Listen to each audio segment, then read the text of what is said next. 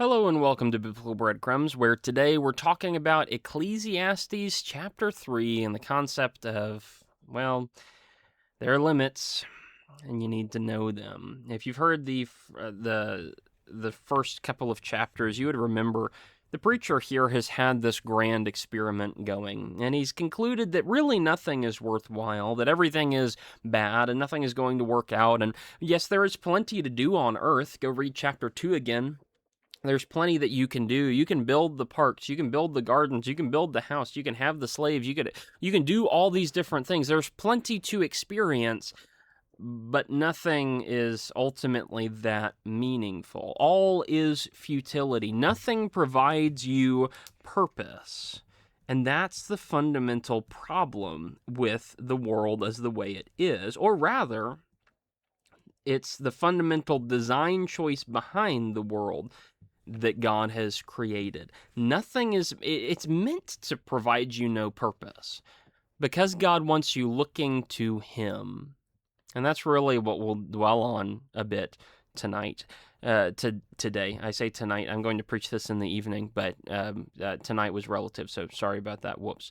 This chapter is basically an inflection point and a reflection point for us to take a breath, look back. What have we learned thus far? Well, it's basically a summarization of those things. Given that it's been, now a month since I introduced this series, I think it's fine to go back a little bit and look at this and try to get a feel for it and basically just, go back a little bit and renew the thoughts and remind you of exactly where we stand at this moment. We've learned that we have limits. We're going to explore that tonight. We've learned that we should enjoy what we do have. There's a line about that tonight. We've learned that there are problems in the world and you can't really fix everything, and everything in the world is kind of fundamentally broken.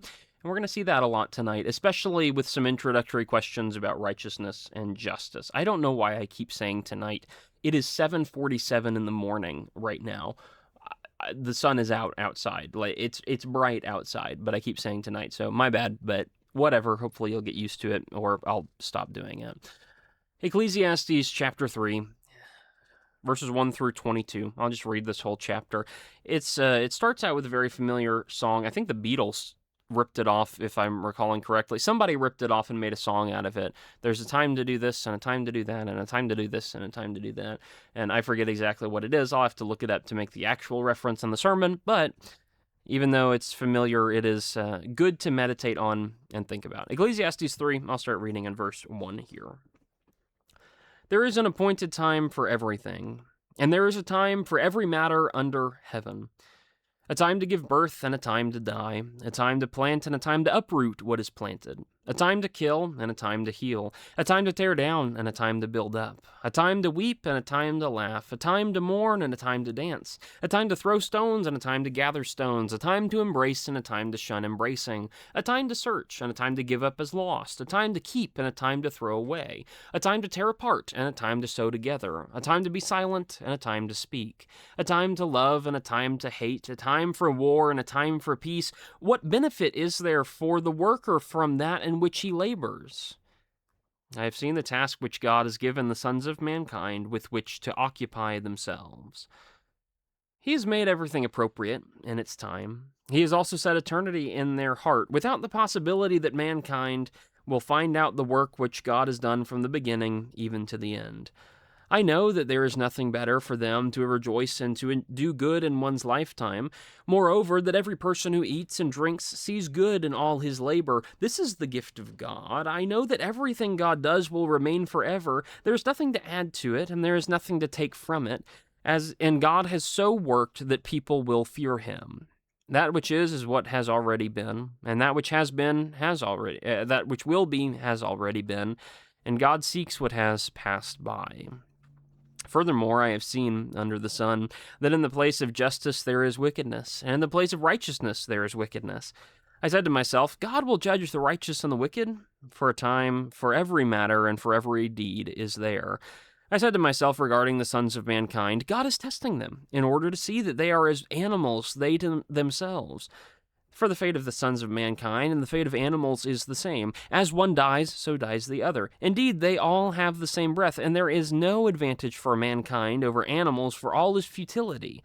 all go to the same place. All came from the dust, and all return to the dust. Who knows that the spirit of the sons of mankind ascends upward, and the spirit of the animal descends downward to the earth? I have seen that nothing is better than when a person is happy in his activities, for that is his lot. For who will bring him to see what will occur after him? Know your limits. Ecclesiastes 3. Just remember, there are limits. There are limits in everything that you do. And we try so hard to be so self-sufficient and to figure everything out and to be so well prepared and to be able to do everything ourselves, only to realize in the end that there are just limits and we just can't do it. We need to talk about every matter under heaven. There is a time, an appointed time for everything. There is a time for every matter under heaven. All of these things will exist in their own little pockets. We've been told in chapters 1 and 2 that work isn't worth much, as in it won't provide you any purpose. Yeah, you'll make some money, and money is important if you want to be able to live. Sure, if you don't work, you won't have anything in life, and you probably won't really have a real life at all, one might argue. And so work is valuable, and it's beneficial for that reason. However, it doesn't actually provide you an ultimate purpose in life, because the more you work, the more you live, which means you have to work more.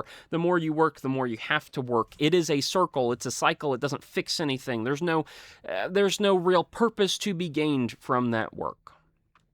If you don't work, you don't have life. If you do work, you have more work. Well, that's a problem. So what's the balance in between those two? Well, the balance is there is a time for everything. There is a proper time for work. And there's a proper time to refrain from working. While you are on the earth, under heaven, there is a time for everything. In verse 1, there's a time for every matter under heaven. That idea, the title of this first point, it comes and it emphasizes those ideas. The idea of being under the sun, while you're just stuck here on the earth, while you're stuck here on the world, this earth, this planet, there is a proper time for everything that you do. There's a time for birth and death and planting and uprooting. Life cycles exist, and that's verse 2. Enjoy life for what it is, and accept death for what it is, because you're not going to escape either, so use them well. Enjoy what you can. You won't be able to enjoy all of it. Death isn't particularly enjoyable, whether it's for you or for somebody else. And a lot of people, birth isn't particularly enjoyable, whether you're the woman who's giving birth or the baby who's being born or the husband who has to stand there and watch. It's not a pleasant process. And yet there's good things in it, and yet there's bad things in it. Just be aware. There's a time for that. There's a time for the life cycle. Enjoy it while it lasts, and enjoy and accept death because you're not going to get out of it. There's a time to kill, and a time to heal, and a time to tear down, and a time to build up. Both destruction and repair exist, and that's going to come up again at the end of this list. Either can be appropriate.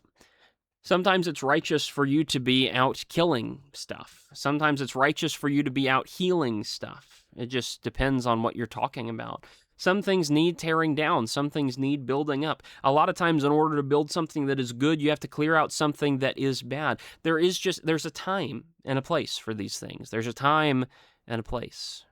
Be content with that.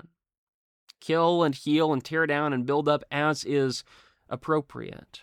There's a time to weep and laugh and mourn and dance, the extremes of joy and sorrow. There's some days in life that you're laughing and dancing and having a great time and everything is wonderful. And there's a time in life where you are weeping and mourning and you feel like there can be no tomorrow because there's nothing good that exists.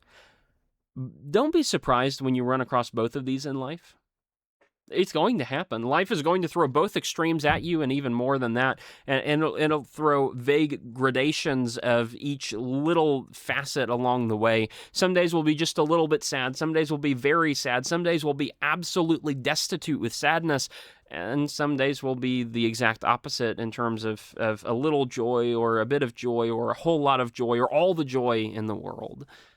Weep and laugh and mourn and dance. There will be a worst day of your life. I don't know what it is. You may have already had it. You may not have already had it. There will be a worst day of your life. There will be a best day of your life. I don't know what it is. You may have already had it. You may not have had it yet.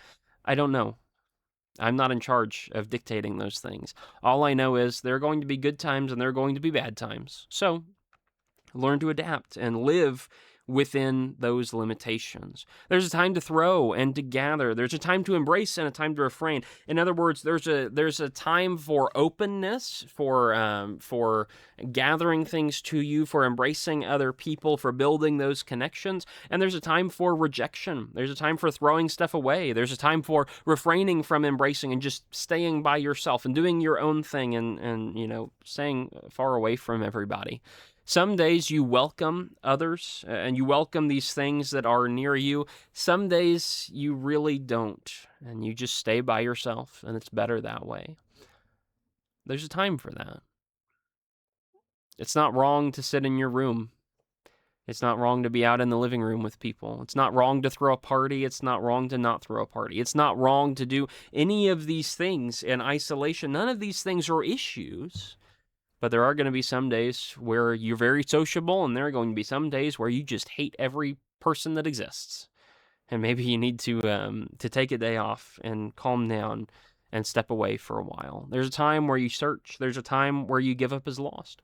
There's a time where you keep something. There's a time where you toss out and get away of it. There are the haves and the have-nots. You will not always have what you do now. Currently, as you are watching or listening to this, you're using some kind of electronic device to do it. There's a time to keep that electronic device, and there's a time at which that will become obsolete, or it will become so slow, or you will drop it and it will crack and it will break and the battery will fade, and suddenly it won't be viable anymore. Enjoy your phone while you have it, because you won't have it forever. Enjoy the computer while you have it, because you won't have it forever. Enjoy the bookshelf while you have it. You won't have it forever. Enjoy the eyesight while you have it. You won't have that forever. Enjoy the hearing while you have it before the bitter old days come and you won't be able to hear anything anymore. We'll talk about that in chapter 12. Enjoy it while you can. There is a time while you are blessed with these things, and there is a time when you will not be blessed with these things. And remember that. You won't always have what you have now. Use it and enjoy it while it lasts. There's a time to tear, and a time to sow, and a time to be silent, and a time to speak, and a time to love, and a time to hate, and a time for war, and a time for peace. Again, tearing and sowing. One of those is destructive, one of those is constructive. Silent and speak. A lot of times those fall into, some of the things you say are really helpful, and some of the things you say are really not helpful. Sometimes silence is better. At the same time, sometimes silence is destructive, and you're watching someone destroy themselves, and you don't speak up, and so you are taking part in their destruction by not saying anything and not helping build them up. Love and hate and war and peace, and those things it's all in the same vein. It's all exactly the same. Some days are just like that. You have to do various things. You're going to be put in different situations that push you towards various answers. That's how life goes. Not all of these are fun. Most of these are not fun. Even the fun ones, when you have too much of them, become not fun. Joy when you have too much of it. Laughter when you have too much of it starts to hurt. Dancing when you have too much of it is going to cause you some pain. Healing when you have too much of it sustains you through things that maybe you don't even want to be sustained through. Birth when you have too much of it causes vast amounts of pain. These things, there's a proper time and a proper place to have them, and there's a proper time and a proper place to not have them. Sometimes you do need to hate. There are things that you need to hate. Too often we feel indifferent about injustice and evil in the world. Well, we should hate those things. But even so, there's a time where you hate those things too much, and you just need to let it go sometimes. There's kind of a lackadaisical may not be the right word, but there's kind of a lackadaisical feeling about this of like, well, just kind of shrug and let it happen. I don't know. That's just how life goes, and there's nothing else. There's nothing much I can say about that. A lot of times my attitude is very much summed up in this. If you know me personally, this is basically how I just think about life. This is basic philosophy about life. There's a time for that, and these things happen. And so when people are super happy all the time, I'm usually a damper on the conversation because I remind them, well, hey, you're super happy right now, but terrible things are coming. Don't worry. And when people are super depressed about their situation, I'm always saying, well, You can be thankful for this little thing, or you can be thankful for that little thing, or remember, it's not all bad. Here's this positive thing, and I'm trying to build them up in that way. It's because it's this kind of balance. There's a time for everything. I was with a friend of mine and listening to some of the problems that he was facing and going through, and there was a tendency for that conversation to kind of seem to be spiraling and just be reinforcing, a lot of trouble is happening, a lot of bad things or pain points or growing pains or whatever it was. And there were a lot of issues that he was bringing up, and it just sounded like he was getting a little bit down.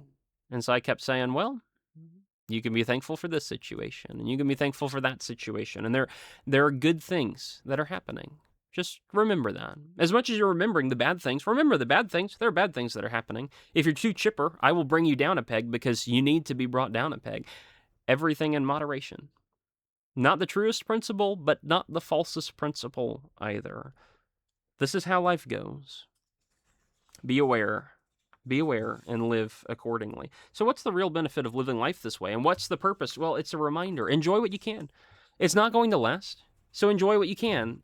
Do what you need. Live life how you can in the moment that you are able to. This is how God designed it. How should we and why should we expect anything else out of it? Life was designed to be a little different every day. You're going to wake up and have different circumstances. You're going to feel terrible one day, and then you go to bed and you wake up and you realize, well, it may be bad, but it's not that bad. You may feel great one day, and then you go to bed and wake up on the next day and realize, it may be great, but it's not that great, because every day is a little bit different. This is just how life goes. And know that going in. If you think life should be about all the good things all the time, you're going to delude yourself, you're going to distract yourself, you're going to pursue a bunch of things you shouldn't be pursuing, you're going to pursue a bunch of things that make you a worse or just less viable human being. It's not all about being happy. It's not all about being sad. It's not all about being optimistic. It's not all about being pessimistic. It's not all about building. It's not all about destroying.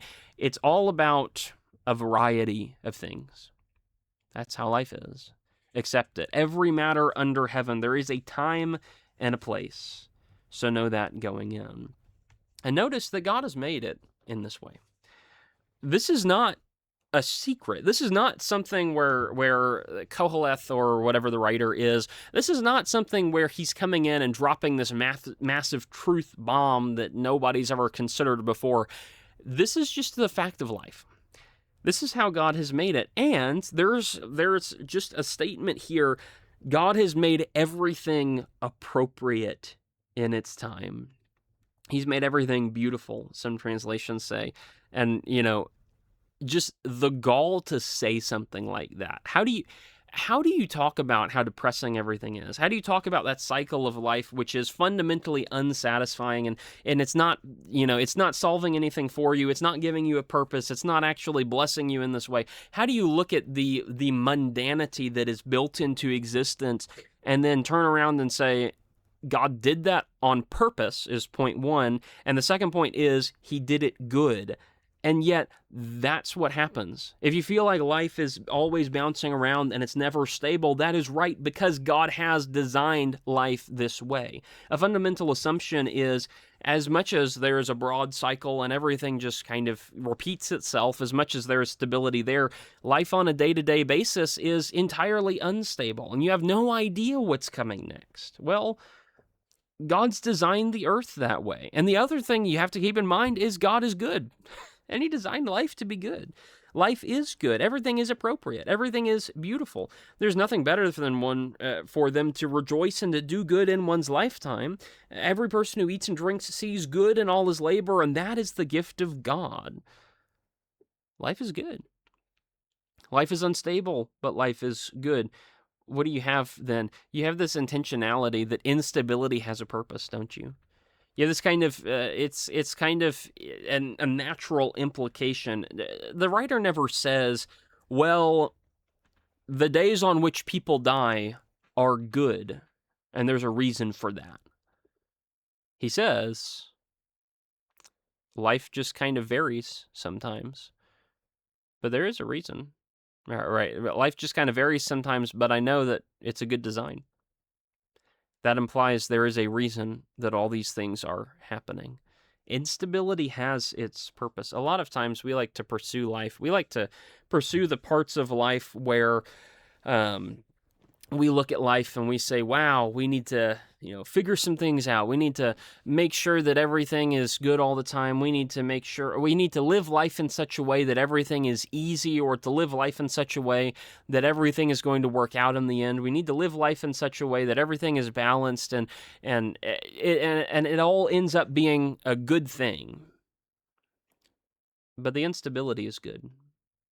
It's part of life. It's how God designed it. And God saw that it was good. I think that's part of it. There's a cycle there. God set it out from the beginning. He has built everything good, appropriate, beautiful, and it's part of his perfect design. There's this line here in verse 11. He set eternity in their hearts. Some versions say he set futility in their hearts, or he set vanity and emptiness in their hearts. And either way, it's a true concept. There is nothing here for you. Even as much as we want to make a home on the earth, even as much as we want to invest in the things of the earth, every human being deep down somewhere knows that this can't be all there is. Because there's no real purpose here. There's no real guidance here. There's no real ethic here. There's no real moral here. Life can't be just on the earth. God built that into us. He built the fundamental problem. He built life to be unsatisfying so that you're reminded that this physical, earthly life is not all that there is. There is nothing better than to do good and enjoy life that you have here on the earth. That's the truth. There is nothing better for them than to rejoice and to do good in one's lifetime. Sure, do what you can. I mean, if you're stuck here in the futility, enjoy what you can. But just remember, it's all taking place under the sun. And there's a whole world above the sun that God has in store. God is designing Earth, and he has purposefully designed it to be unstable and to be unsatisfying, because it's a reminder that we're not stuck here forever. It's a reminder that there's more to life than just this physical existence. God has set this out from the beginning. You need to go out. You need to think outside the box. You need to be able to comprehend a reality above the sun, where God exists and his things exist. And there's so much more on the other side. Quit being stuck. Quit being caught by these little things and start being faithful to the God who is above the sun. God is giving out purpose freely. God is giving out a reason to live. God is giving out the morals and the ethics. God is giving out the value of mankind. God is explaining all of these things to all of these people if we would only listen to it. Under the sun, there is nothing better than to do some good in your life and enjoy your life as you can, physically. But above the sun, spiritually, there is so much more than just, well, I guess we can do a little bit of good. Spiritually, there's so much more value there than anything else. And that brings us into point 3. You definitely didn't just see the verses on the PowerPoint change because I had typed the wrong verses, so don't worry about that. Point number 3, chapter 3 in verses 16 through 22 is God is testing them. You think about the earth. What is the earth? The earth is not meant to be our end-all be-all. The earth is not meant to be our final destination. The earth is not meant to be that place we end up. The earth it's not meant to be as important as we think it is. Right? It's fine. It's good. God made it good in what it does. But people don't understand that planned obsolescence can be good. People don't understand that God's definition of good is different. Sometimes when we think about the idea of God making things good, it means he made them complete. It means he made them perfect, and he would never want to replace them. But that's just not true, is it? God making something good, controversial statement, doesn't mean that it is perfect. It means that it is perfectly suited to the purpose he made it. and that is a little bit different. For instance, God made the old law. He made the law of Moses. The law of Moses is good. The law of Moses is perfect at being what it is, which is not something that is going to save you. The point is made in the New Testament several times over, right? The old law is not going to save you. The law of Moses doesn't save you. Circumcision and the Sabbath day and the feast days and the sacrifices in the temple, those don't save you. Those don't actually provide a solution for the problem of sin. Only Jesus does.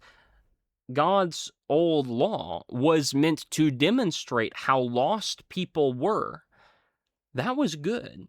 That was its purpose, and it fulfilled its purpose perfectly. But it doesn't solve the problem of people being lost. That's why God came around and replaced it, because just because he makes something good doesn't mean that it is perfect, that it is perfect in the way that it should and will exist forever. God made the earth good. It doesn't mean it'll exist forever. God made people fundamentally good. It doesn't mean they will exist forever. God made the physical realm good. It doesn't mean it'll exist forever. He made the light, and he made the light good, and it doesn't mean it will exist forever. I mean, so many examples over and over and over again, but we are so silly. We're so close-minded to that idea. We're so insistent that if God made something, that means it must be perfect and good and pleasant and enjoyable and all these other things that good doesn't actually mean. If God made something, it doesn't mean that it is perfected for eternity. It means that it's doing the thing he wants it to, which in the case of life is it's teaching you that life is not actually as good as you think it is. That is the good of life, is to teach you about how bad it really is.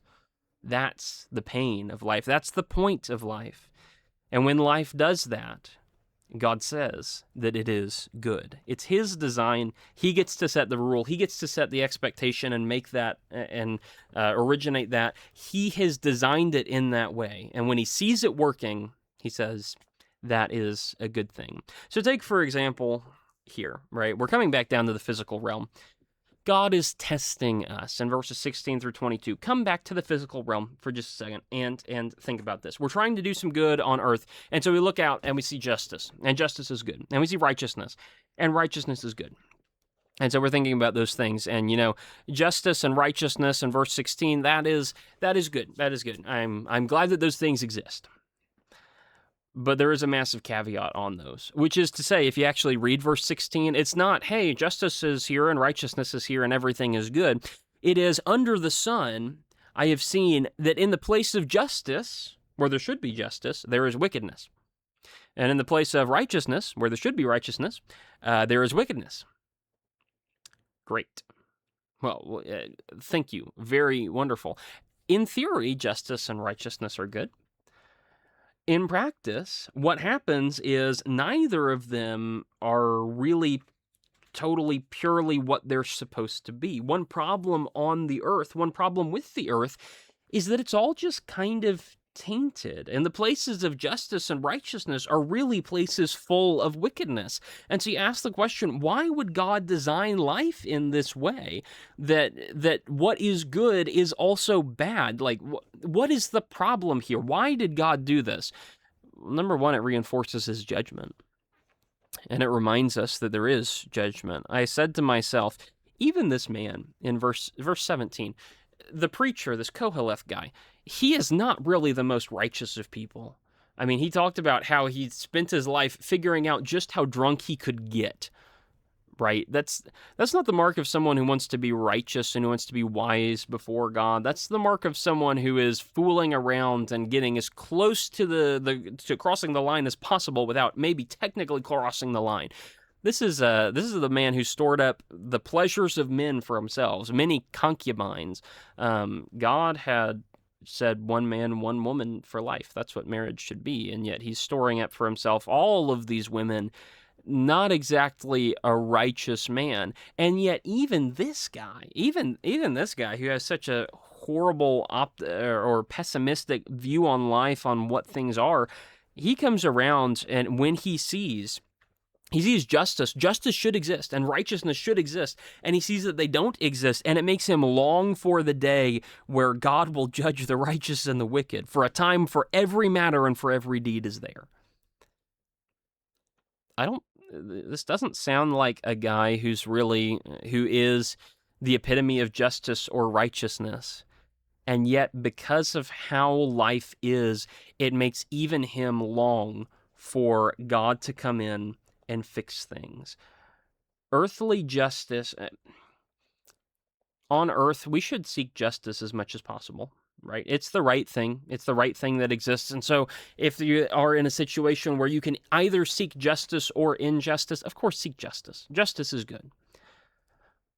But earthly justice being imperfect, even though that itself is not like an inherently good thing, earthly justice being imperfect helps remind us that we are hoping for a day that it will be perfected in heaven. And that is a good thing. That it reminds us that heaven will be perfect and that we are looking forward to it. It's a reminder that we don't live here on the earth forever. We live in heaven. We are citizens of God's kingdom, not just of man's. Too many people are so hyper obsessed with life, we forget about God. But God has designed life in such a way it reinforces his judgment at the end of all things, and that will remind us that we can and we should be faithful to God. Also, life reminds us of our place.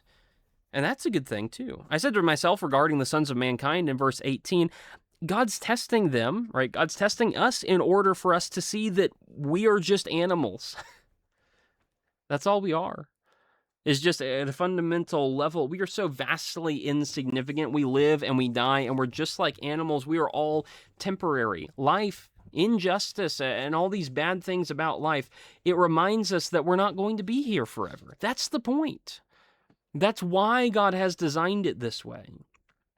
Some people look at the existence of the world and they see God's creation, and a lot of people who believe in creation and believe in God are very insistent on how good God has designed everything, which there's an element of that that's absolutely true. It's incredible how stuff fits together, and the 1 in 200 million or whatever it is chance that the world could actually host life and that life could exist.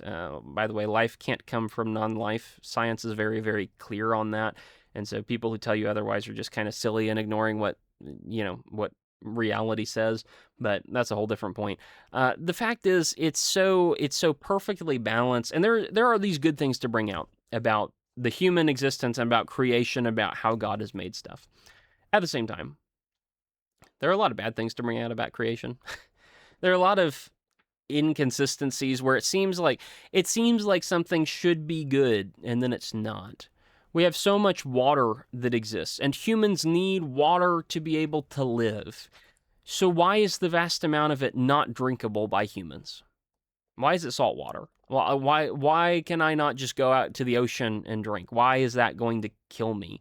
Why are there diseases? Why are there predators for human beings? Why are there animals who will decide to prey on us? Why are people made the way they are? Why is bad stuff so easy to do? Why is it a natural tendency for us to do? As much as there is like good and glorious things to praise in creation, there are also horrible things to look at in creation and say, wow, what in the world is that doing there? And this is what it's part of the design is, hey, if God made life a perfect paradise on the earth, we would never look forward to a day of paradise in heaven.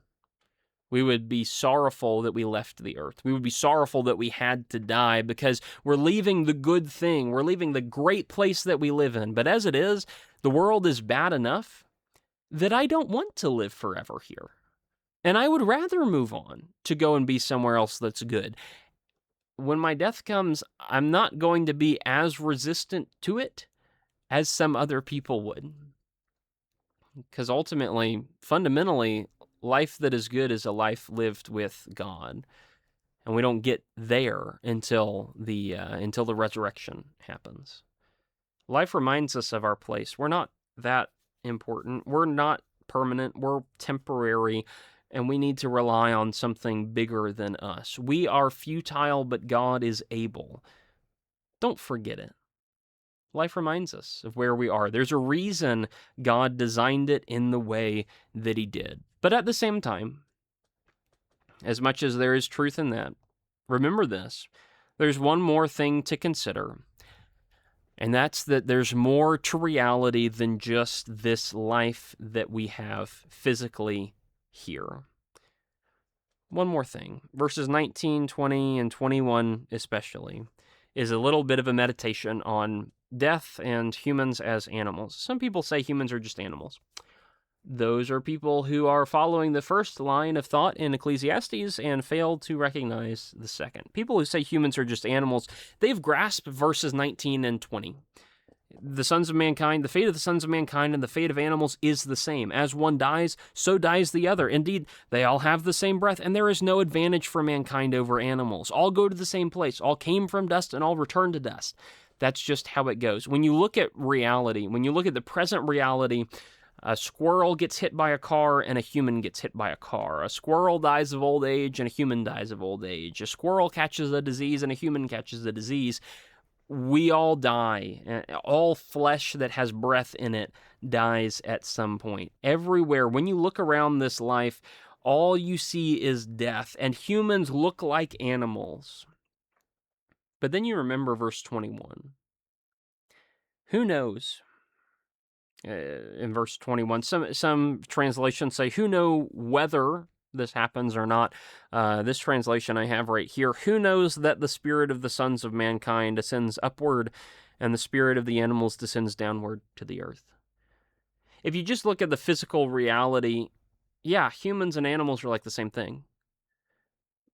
When you consider the spiritual reality, when you consider above the sun, when you consider that there is more to life, that God has set eternity in our hearts for a reason, when you consider that God is using life to point to Him, when you consider that there is something bigger going on behind the scenes, when you remember above the sun, you see the difference. That even if we share flesh with the physical animal kingdom, which we do, spiritually, man, it's very clear, Genesis 1, man was created in the image of God. We are not just animals. We are not just a better animal or a smarter animal or sometimes a dumber animal, because some of the animals are pretty smart. We're not just a better version of animals. We are fundamentally distinct from them. You won't know that if you just look at the physical life. But if you think spiritually, if you think a little bit deeper, if you think a little bit theologically, that's not something an animal can even do. It's clear that we are different from them. You will not notice, if you're just thinking about this life, if you're just examining the things on this earth, the problem is you won't necessarily come to that realization. You'll see people die, you'll see animals die, and you'll equate one and the same and say, they're basically the same thing. Humans are just animals. If you're just focusing on this life, if you're not remembering who God is, if you're not remembering our creation, if you're not thinking about any of those things, or if you don't believe in any of those things, then you will not remember how good or how different man is from the animals. Maybe that's a reason that God has built life to be unjust. Maybe that's a reason injustice exists, because it reminds us that God exists. Because it makes us long for a day when justice will really come, and we ask where justice comes from. And then we start asking the question, well, why do we feel like things are unjust? Why do we feel like they should be this way? Why do we feel like there's something that is good and something that is bad? If God doesn't exist, good and bad don't exist. If God doesn't exist, justice and injustice don't exist. If God doesn't exist, all these things are just made up figments of our imagination. And so you look at the world and you feel like something's wrong, and it makes you ask those questions. Where does that feeling come from? It tracks back to God. God has designed the earth in this way to remind us of who we are, to remind us of how important we are, and to remind us of how unimportant we are, and to remind us that He will solve everything. The thing is, with God, even if we die on earth, we still have hope. The spirit goes somewhere else. So, verse 22, There's nothing better for a person when a person is happy in his activities, for that is his lot. Who will bring him to see what will occur after him? Be happy with all that you can do. Do some good. Back in verse 12. Rejoice and do some good. Right? Do good and enjoy doing so. Be happy with what you can do. You will not fix all of the world's problems. You probably will not fix any of the world's problems. That's not within your prerogative or within your ability. But the saving grace is, as much as this world itself is broken, all of those broken elements remind us that we're not going to be stuck here forever. And that makes us start looking towards the God who created all of it. God created this world to be a little messed up because it reminds you that the world is not everything that there is. And whether you say that's a part of the natural creation, or you say that must be something that God tinkered around with after Adam and Eve fell from the garden, I really don't care. It ends up making the same point, doesn't it? The problems in the world that exist remind us that there is a reality that exists that doesn't have problems. And we're just waiting for God to return and take us there, or for us to die and go there, whichever comes first. But either way, we're not stuck here forever. So do what you can. Do good in your lifetime. Rejoice in what you can. There are so many issues that you cannot solve, and that's okay because God will in the end. That's the hope. We stress way too much about this physical life. That's the thing. That's the thing that Ecclesiastes is trying to warn us away from. We invest everything we have in this place that we cannot stay for all that long. You may stay here 70 years. You may stay here 80 years. You may be an old person, in which case maybe you're here for 10 years, or maybe you're not even here for that. I mean, there is such a wide range of these things. We will not be on the earth forever, and for some of us, that is very much clear. For the young ones of us, we think we have so much time ahead of us. Yeah, I can finish, I could theoretically finish recording this video. I don't even have to finish recording this video to have a heart attack or for God to come back. But I could finish recording this video and then walk outside, drive back home, get in a car wreck on the way and die, and then never upload this and nobody ever sees it. You never know, right? That's just how life is. The point is, you're not here forever, so don't invest like you're here forever. If you are disappointed in the way that the earth is built, good. That's kind of the point. God built it. That's basically its purpose. God built it for that reason. If the earth was blissful, we would forget God. We would live here for 70 years and then die, and then because we forgot who God was, we would spend eternity away from him. But because the earth has problems and because the earth is disappointing, we look forward to the next life. We have eternity set in our hearts for a reason, and we're looking forward to something else, which means we may not have the most pleasant life here for the 70 or 80 years, but we will move on to be with God and have a very pleasant eternity if we have him in mind. That's why God built earth the way it is. Know the limits and move on. There's a time for all these different things. And recognize that God has built a time for earth and a time for heaven. And on that note, we'll go ahead and quit here. Thank you for listening. Hopefully there's something in there to pique your interest and your curiosity and remind you about how great God is. If there's any question that you have, you can always send a question in, whatever works, however you contact me. That's it for this week. Next week, I'll be preaching on whatever from Sunday morning. I think it's going to be Song of Solomon is the attempt. That's I'm not going to promise anything, but that is the attempt, and I have kind of slightly promised people here locally that I'll preach on Song of Solomon, so I'll probably have to figure that out, throw something together this week, and make sure it's ready for next week. Anywho, thank you for listening. Hope you enjoyed. Hope you benefited. God bless, and I will see you on the next one.